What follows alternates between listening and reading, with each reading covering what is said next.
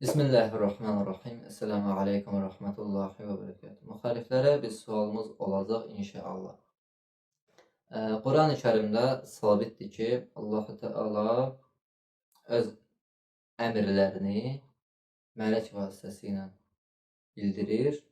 Mələklər də hüccətin üzərinə inir. Hüccətin mütləq şəkildə nübüvvət sahibi olub-olmamağı önəm daşımır.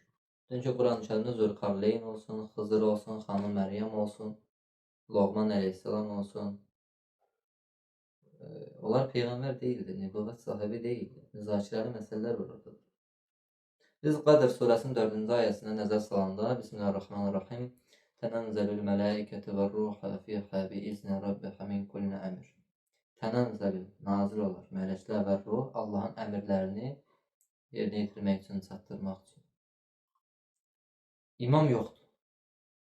İddiaya görə imam yoxdur. Sonuncu imam doğulmayıb, yoxdur elə bəşəriyyətdə, hüccət yoxdur. Mələklər kimə hüccəti çatdırır? Əmrləri kimə çatdırır? Axı mələk hüccət etməlidir. Quran və sünnə o deyir. Quran sünnə o deyir. Mələk kimə çatdırır? Ayə nəsx olub. Nəsxi varsa Quran nə deyir? Biz bir ayə nəsx etsək, başqa bir ayə ilə əvəz edək. Və yaxud ki, Qədr gecəsi bəlkə olmur. Ramazan ayı təxirə düşüb, təvildədir. Var. Ramazan ayı da var. Qədr gecəsi də var. Qədr surəsinin nəsxi yoxdur.